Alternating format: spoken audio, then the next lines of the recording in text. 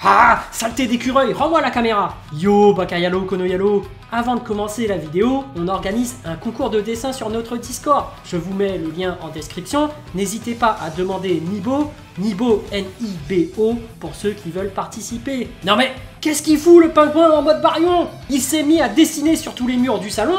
Non mais, j'ai dit, concours de dessin, c'est concours de dessin sur papier, pas sur les murs. En plus, c'est à mettre sur Discord. Non mais, pourquoi tu gribouilles sur les murs? Mais n'empêche, il dessine super bien le pingouin en mode barion.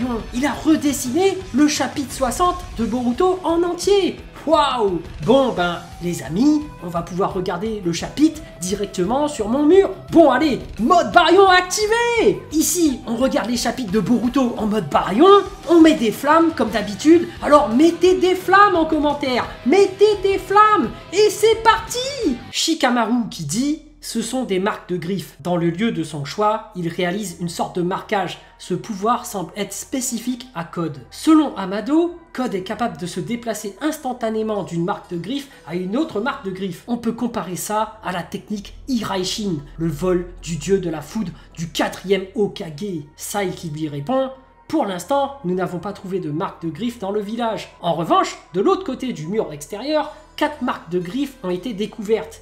On ignore depuis quand elles sont là. Dans cette situation, Code peut apparaître n'importe quand. Chaque lieu est surveillé par 3 hommes. On est en train de chercher s'il n'y a pas d'autres marques. Ibiki Morino qui dit: on nous a informé que plusieurs marques avaient été découvertes dans d'autres villages. Mais Code n'a pas été vu une seule fois. Et Shikamaru qui est blasé: fait chier. Dire qu'un seul survivant nous a donné autant de fil à retordre, les 5 villages sont à sa recherche. Et Shikamaru qui est à court d'idées. On n'a pas d'autre choix que de suivre les marques de griffes. Pour l'instant, ce sont les seuls indices que nous ayons. Kawaki qui est posté sur la statue de la tête de Naruto, il contemple le village de Konoha. Pendant ce temps, Sumire qui insiste auprès d'Amado: vous voulez faire en sorte que Kawaki récupère son Kama?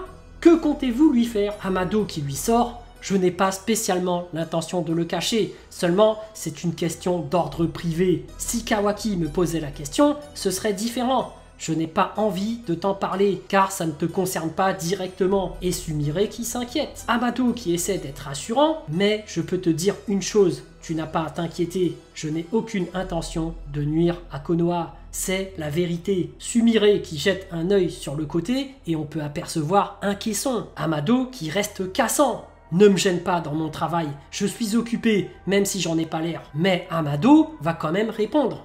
En ce qui concerne cette chose, j'en ai déjà discuté avec Katasuke. C'est normal, puisqu'en échange du don de mes connaissances scientifiques, on me prête les infrastructures du village. Et Amado qui confirme: cette personne sera probablement une alliée de taille pour Konoha. Et ça, les amis, si vous avez suivi la chaîne, vous savez c'est qui? Le cyborg ultime qui peut carrément battre le dieu des Otsutsuki?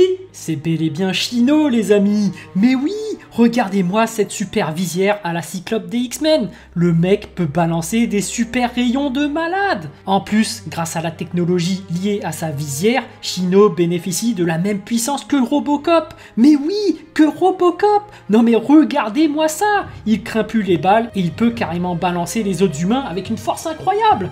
Mais non, je déconne. C'est Delta. Moi, je suis prêt à mettre un billet que c'est Delta. Parce qu'elle a un lien avec Amado. Et c'est peut-être sa fille. Et oui! Pendant ce temps, Damon qui continue à faire du dada sur Code.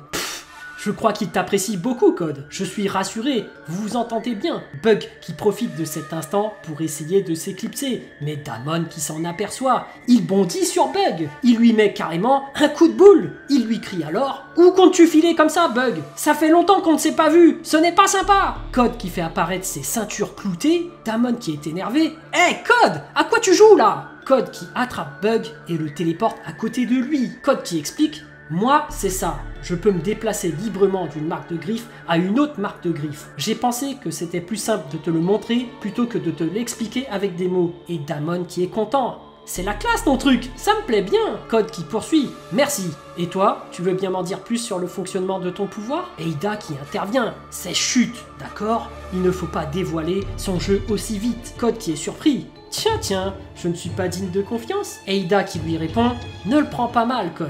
Nous venons à peine de nous rencontrer. Pour ce genre de choses, il faut prendre du temps. Il est trop tôt pour que l'on te montre tout. Et Code qui répond: le pouvoir de séduction et le Senringan, l'œil des milieux. Évidemment, je ne dis pas que je connais tout de toi, mais ne me dis pas qu'en plus de ça, tu as un autre pouvoir caché.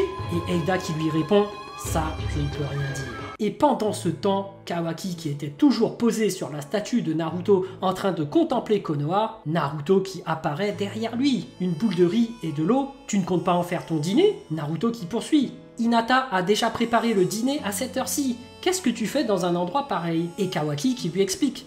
J'aime bien cet endroit. Ce n'est pas mon genre de dire ça, mais j'aime la vue de cet endroit. J'aime regarder d'ici le village que tu protèges, mais Kawaki qui va au fond du problème. Elle n'existe pas. Ni dans ce village, ni ailleurs. Je n'ai pas ma place nulle part. Et le pauvre Kawaki qui dit, quand j'y pense, c'est normal.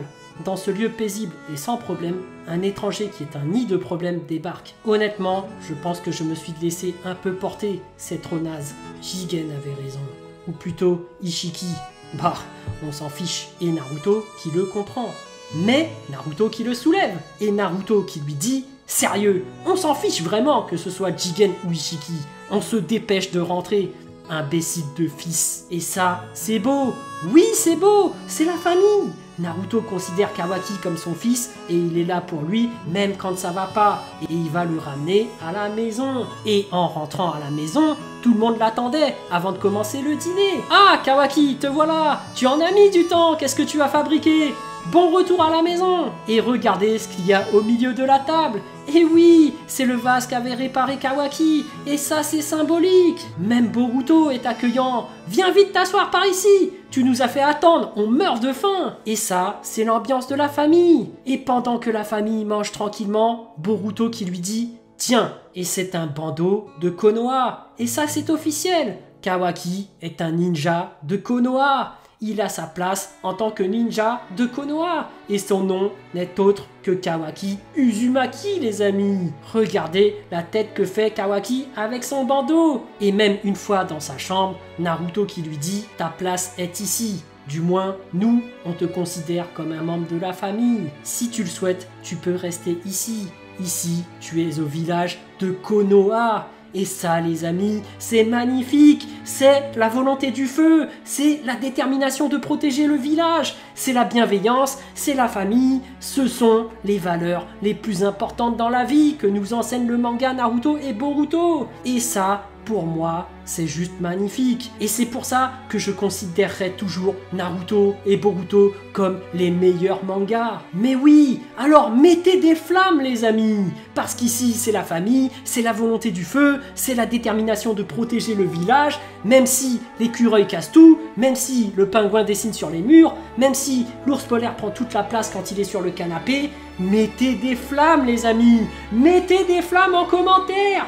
Voilà, j'espère que cette vidéo vous a plu. En tout cas, moi, j'ai vraiment envie de savoir ce que vous avez ressenti et j'ai hâte de lire votre message en commentaire. Évidemment, un petit pouce bleu fait toujours plaisir pour un petit artisan comme moi. Et bien sûr, si vous voulez suivre toute l'actu de ma chaîne, abonnez-vous. Sur ce, je vous dis à plus.